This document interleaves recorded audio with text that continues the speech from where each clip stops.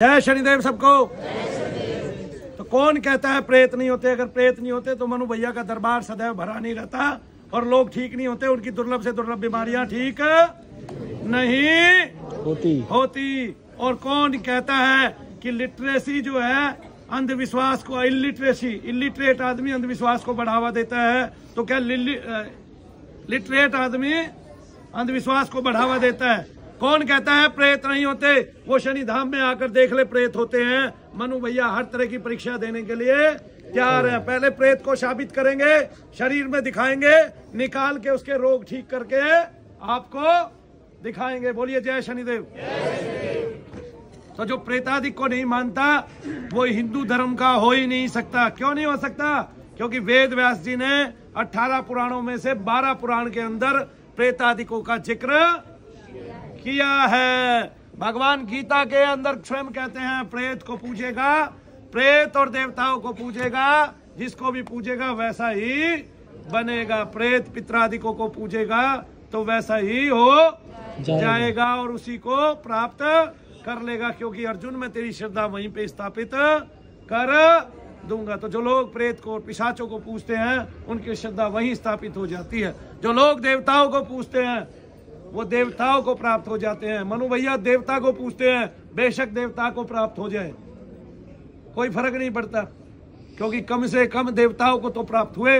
जो लोग यहाँ रह के जीवन को साधारण तरीके से जी गए वो ऊपर वाले का कोई भजन नहीं किया, वो ऊपर कदापि पहुंचे ही नहीं। और जिसकी आत्मा अनुभूति हो चुकी है उसको कोई फर्क नहीं पड़ता। लेकिन हम अपनी बात को सिद्ध कर देंगे। कोई कहता है प्रेत नहीं होता, वो हिंदू नहीं हो सकता, क्योंकि प्रेत शब्द हिंदू है।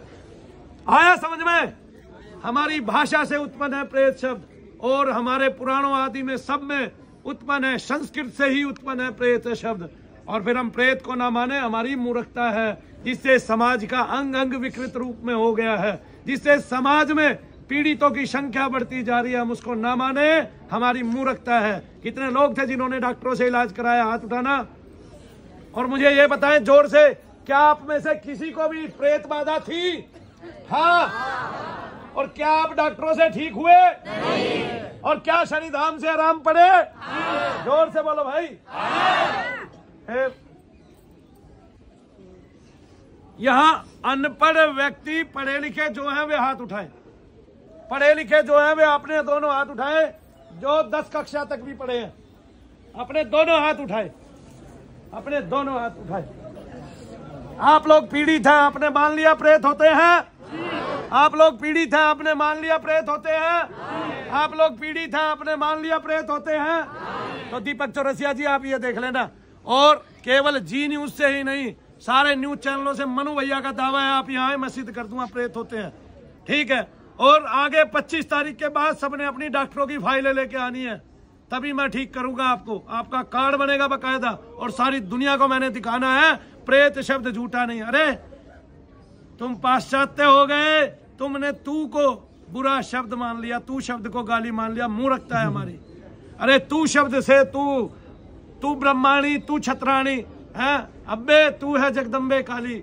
जो सर्वभाव निहित है जिस तू शब्द में, दुनिया का सबसे छोटा शब्द तू, उसको हमने बुरा मान लिया है। हमारी मूर्खता है। इसका मतलब क्या है? हम अपने धर्म को पिछाड़ रहे हैं, हम अपने धर्म को बिगाड़ रहे हैं। जहां हम नमस्ते को छोटा मानते हैं और हेलो को बड़ा मानते हैं, हमारी परिभाषाएं बदल दी हैं। लेकिन प्रेत शब्द को आते ही लोगों की आंखें घूम जाती हैं। कोई शैतान कहे ठीक, हमने प्रेत कह दिया गलत। कोई जिन कहे तो है, हमने प्रेत कह दिया तो है नहीं।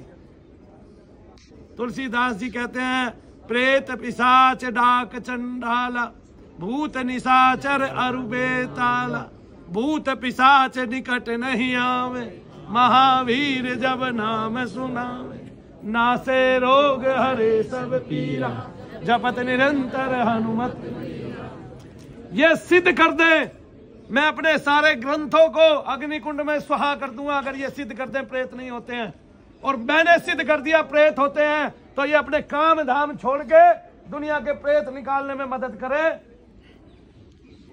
और भगवान के नाम का जप करें। मंजूर? मनु भैया की शर्त मंजूर है किसी को?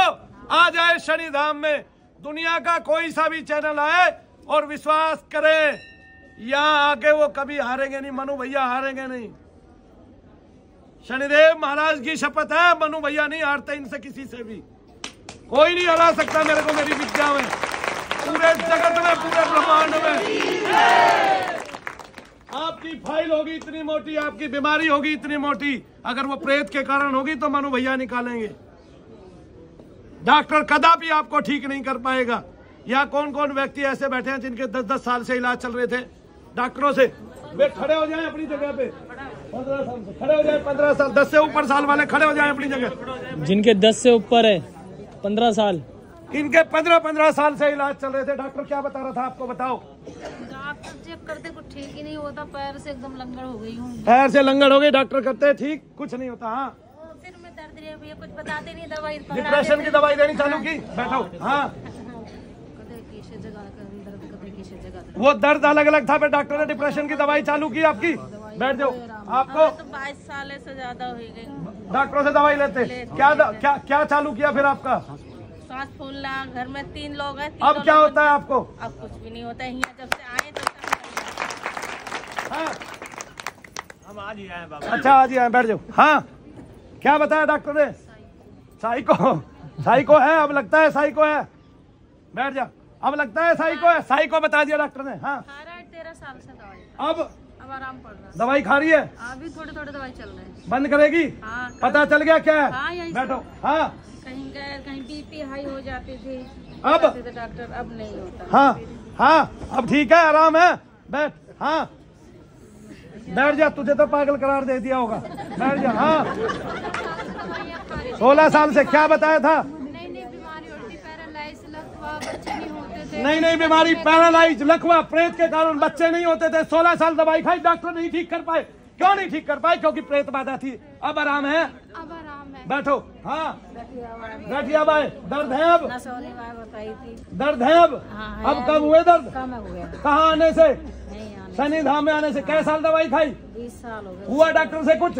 हाँ, और आराम, कट्टू, दवाई खाते चलो खटरी। 15 साल से दवाई खा रही थी, क्या बताया डॉक्टर ने? डिप्रेशन बताया। अब आराम है? आज ही आई है? 3-4 बार आई। आराम है? पहले से कितना आराम है? इतना तो एकदम नहीं। इतना एकदम अभी नहीं हुआ, लेकिन आराम पड़ेगा। आपको आराम होने लग गया, आपको विश्वास हो गया मुझे प्रेत बाधा ही थी। अब है? कितनी है? आराम है, पहले से 5वीं बार आया हूँ। 5वीं बार आए, आराम है। 11 साल हो गए थे मेरे को दवाई खाते हुए। किस चीज की? गठिए बाई की। और मनु भैया के पास आया, पहले दिन में से ही दवाई खाना बंद कर दी थी। आराम? अभी सिर्फ एक गोली खाता हूँ, उसका भी चौथा हिस्सा। और आराम? आराम अभी आपके सामने ही है। क्या होता था, अब क्या नहीं होता? जो चलते भी नहीं थे वो आपके सामने खड़े हैं। हाँ, और दौड़ के भी दिखा सकते हैं। पानी का घूंट तक नहीं पिया डॉक्टर ने। जो खाना नहीं खाते थे, पानी नहीं पीते थे, वो आज आपके सामने बिल्कुल स्वस्थ। बैठ जा। कैसा दवाई खाई? बैठो। कितना पैसा खर्च किया डॉक्टरों पे? हजारों के हिसाब से। अब समझ में आ गया प्रेत बाधा को कितवायु थी। आज मैं मानता हूँ। 18 साल दवाई खाई, डॉक्टरों से कुछ भी हुआ? तेरे 20 से 25 लाख रुपए लगे, लेकिन बीमारी से बीमारी, मतलब एक भी बीमारी नहीं छोड़ी कि उसने बताई ना। और लास्ट टाइम में जब उनको बिल भरना होता तो कहते हैं इसने दिमाग में अपनी बीमारी बैठा रखी है। दिमाग में बैठ। अब कहाँ गई वो दिमाग से बीमारी? प्रेत बाधा डॉक्टरों से कदापि ठीक नहीं हो सकती। कुपित वायु का कोई इलाज नहीं है किसी भी डॉक्टर के पास। प्रेत बाधा का कोई इलाज नहीं किसी भी डॉक्टर के पास। आयुर्वेद चिकित्सकों के पास नहीं, जबकि ये उनकी विधा है। वो बता ही नहीं रहे, वो समझा ही नहीं रहे, वो भगवान का नाम ले ही नहीं रहे। और ये भगवान के नाम के बिना जाती ही नहीं है। वो यज्ञ के बिना जाती ही नहीं है। और कितना पैसा लगा? 20-25 लाख तो लग गया। 20-25 लाख। अब मुझे ये बताइए, बीमारी कौन कौन सी बताई थी, गिनवाइए जरा। लुम्बा, ट्रोसिक, सर्वाइका, माइग्रेन, लीवर इन्फेक्शन और ऐसी चीजें पर और घबराहट होती थी। और ज्यादा मैं तो काम भी नहीं कर पाती थी। अब आपको कौन सी बीमारी महसूस होती है इनमें से? अब तो नहीं महसूस हो रही। थोड़ी सी घबराहट होती है बस, उसके अलावा खत्म सारी। 12 साल से सर्वाइकल का प्रॉब्लम बताया था डॉक्टर ने। हाँ, और मेरी गर्दन बिल्कुल ऐसे अकड़ गई थी। हाँ, तो मैंने काफ़ी इलाज कराया, फिजियोथेरेपी कराई, काफ़ी डॉक्टरों से ट्रीटमेंट करवाया। उन्होंने बोला आपकी हड्डी जो है जुड़ गई है। हाँ, तो पहले मैं जैसे भाई साहब बैठे हुए नीचे, अगर मैं ऐसे बैठता हूँ तो नहीं बैठा, मैं नीचे गिर जाता हूँ पीछे। हाँ। लेकिन जब से मैं शनि धाम में आया, मैं 9वीं बार आया हूँ और मैं अब आराम से बैठा हूँ। थोड़ा सा अभी स्ट्रेस तो है, बट बैठो, मेरी गर्दन खुल गई, आप देख रहे हैं गुरुजी।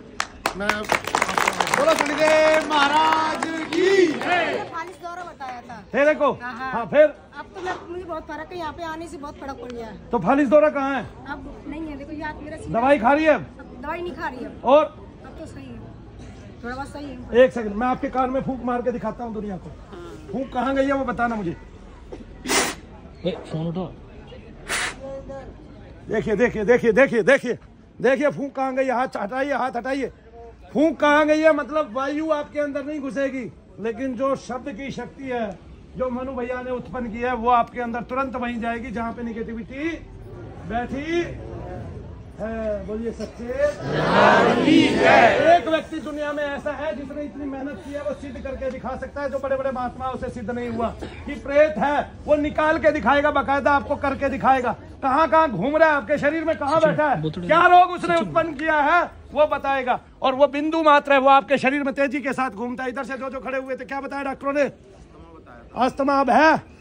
कहाँ गया? मनु भैया अस्थमा तो ठीक नहीं करते, प्रेत बाधा दूर करते हैं, सारी दुनिया जानती है।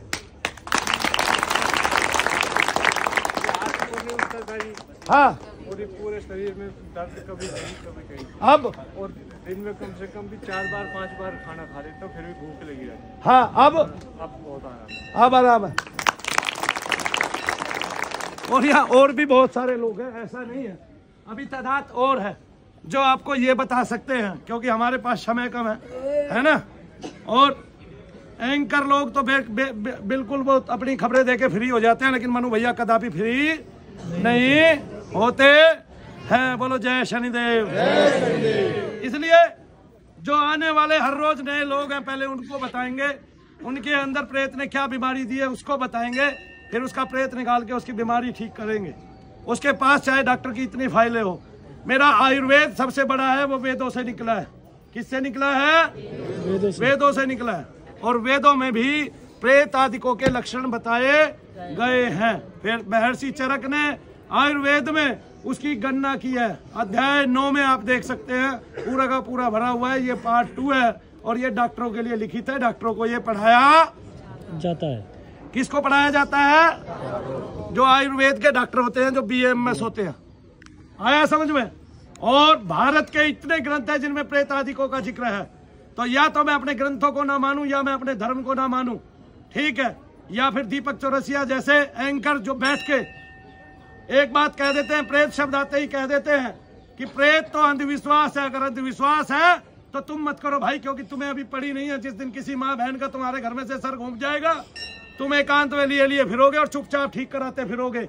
मैंने उन अंधेरे में उन लोगों को, बड़े लोगों को आते हुए देखा है जो कहते हैं और ठीक करके दिखाया है। जो कहते हैं प्रेतादिक नहीं होते, वे वहां तो मजाक उड़ाते हैं, लेकिन जब उनके बच्चे हकीकत में घिर जाते हैं तो पागल हुए फिरते हैं। क्या हुए फिरते हैं? पागल हुए फिरते हैं। वैसे भी दिल्ली में मेरे भाई लिटरेसी जो है वो 84 से 85% है। और दिल्ली के कितने लोग हैं? दिल्ली के हाथ उठाए जरा। अगर मेरे पास आने वाले 100% लोगों में 16% लोग अगर पढ़े हुए नहीं है, तो भी मैं ये कहता हूं 100 में से 16 कम ठीक हुए और 94 ठीक हो गए। कितने? 86 ठीक हो गए या 84 ठीक हो गए। तो क्या वो कम है? हमने डॉक्टरों को तो धता बता दिया, अंगूठा दिखा दिया। तो वो जो कल को कहते थे कि प्रेत नहीं है, वे महर्षि, वे योग ऋषि, वे ब्रह्म ऋषि और वे आयुर्वेदाचार्य और वे योग को सर्वोपरि बताने वाले बाबा रामदेव, जो कहते थे भूत प्रेत नहीं होते हैं, उनको मैं यहाँ दिखा दूं लाके। और बाबा रामदेव एक बार आ जाएं और कह दें, बाबा रामदेव जी, कि मेरे यहाँ जितने गठिया के पेशेंट हैं उनके दर्द ठीक कर दिए जाए मनु भैया आपके द्वारा। तो जितने भी गठिया के पेशेंट हैं, मैं कहता नहीं एक दिन में हाथ ठीक कर दूंगा सीधे, जितने भी उनके गठिया के पेशेंट हैं उनको दर्द में राहत हो जाएगी एक ही दिन के अंदर। दूसरा दिन नहीं लगाऊंगा, चाहे उनके 200 पेशेंट हैं। एक बात, अभी भी गठिया के यहाँ कौन कौन से पेशेंट हैं जिनके दर्द ठीक हुए हैं? एक आगे आ जाइए। आपके दर्दों में आराम पड़ गया? कोई नहीं। अभी कौन सी बार आए? दूसरी बार। अच्छा दूसरी बार आए। अभी तक मैंने तो नहीं देखा ना आपको। पिछली बार पर्ची कटवा गए थे, मैंने तेल लगाया था इनको। हाँ बैठो। और कौन है जो पहले से आ रहा था? अभी एक भाई ने बोला था ना गठिया का पेशेंट हूँ। आप हैं, आपको आराम पड़ गए, आप गठिया के पेशेंट हैं, खड़े होइए। कितने दिन से दवाई खा रहे थे डॉक्टर की? क्या हो गया था आपको? घबराहट भी, पेट में दर्द होता था। डॉक्टरों ने जिंदगी भर दवाई खाने के लिए नहीं बोला था? अब क्या होता है? अब कुछ नहीं होता।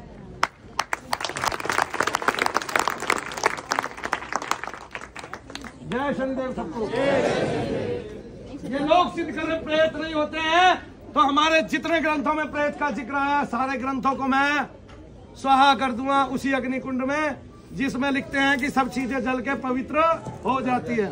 और मैंने सिद्ध कर दिया तो वो अपनी किताबें जो अंग्रेजियत की उन्होंने पढ़ी हैं वो यहाँ लाके फूंक दे, मनु भैया को दे दे, किसी के काम आ जाएंगी।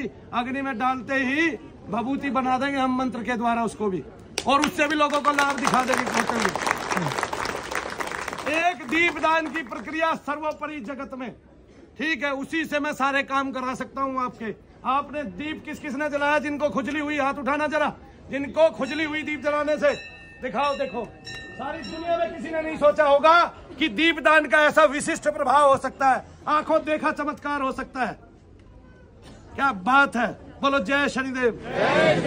कोई भी बात व्यर्थ में ना करने वाले, प्रत्येक बात के पीछे सत्य छिपा हुआ है और उस सत्य को मनु भैया उजागर करने वाले हैं। अगर कोई कहता है संसार में प्रेत ढकोसला है, वो मूर्ख है।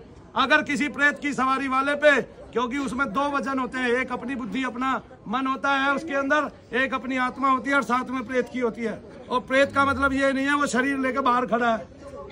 ये जो मूर्ख लोग है ना जो कहते हैं मुझे प्रेत दिखा रहे, भाई दिखा गया वो तो बिंदु का इतना सा गोला है, वो शरीर में घूमता है, वही दर्द करता है।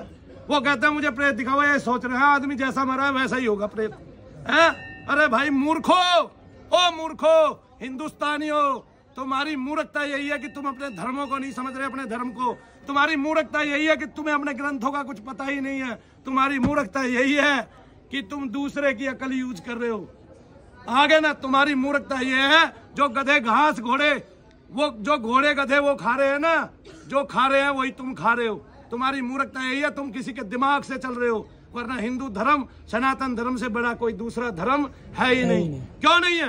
क्योंकि वो पुरातन है, सनातन है, उसमें इतनी खोजें हो चुकी हैं, हर तरह की समय की काल की सब गणनाएं उसमें मौजूद है, शरीर की सब गणनाएं मौजूद है, नक्षत्र की तारागण की सब गणनाएं मौजूद है, सब गणनाएं पहले से मौजूद है। हमें किसी इसरो की, क्या बोलते हैं उसको, नासा की जरूरत नहीं है। इसरो तो हमारा ही है ना, हमारा ही है। हमें किसी नासा की जरूरत नहीं है किसी भी खोज के लिए। हम सब कुछ बना सकते हैं, हम सब कुछ कर सकते हैं, है कि नहीं?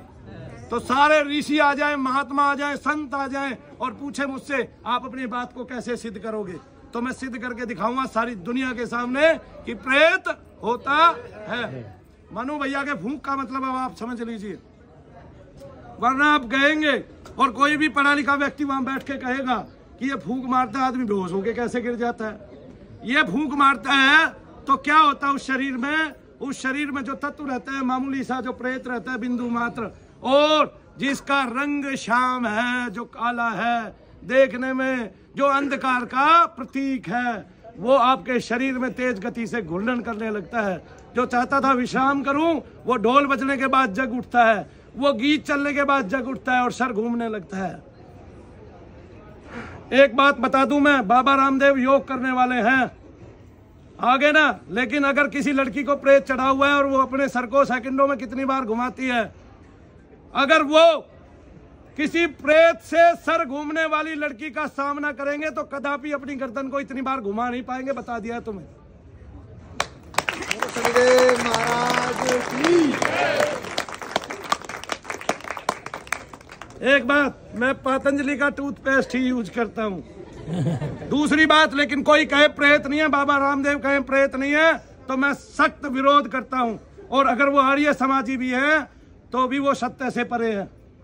आया समझ में? आर्य समाज का मतलब ये जरूर है आप सत्य बोले और यज्ञ करें, लेकिन सत्य और यज्ञ कदापि अगर कोई अपने पूरे जीवन में बोले तो मैं ये कहता हूं कि उसके पास कदापि प्रेत आने वाला नहीं है, उसके घर में कदापि प्रेत घुसने वाला, शैतान आदि कोई भी आत्मा ऐसी कोई भी घुसने वाली, केवल ईश्वर का ही उसके घर में पदार्पण हो सकता है, आह्वान हो सकता है ईश्वर का ही। बोलिए जय शनिदेव।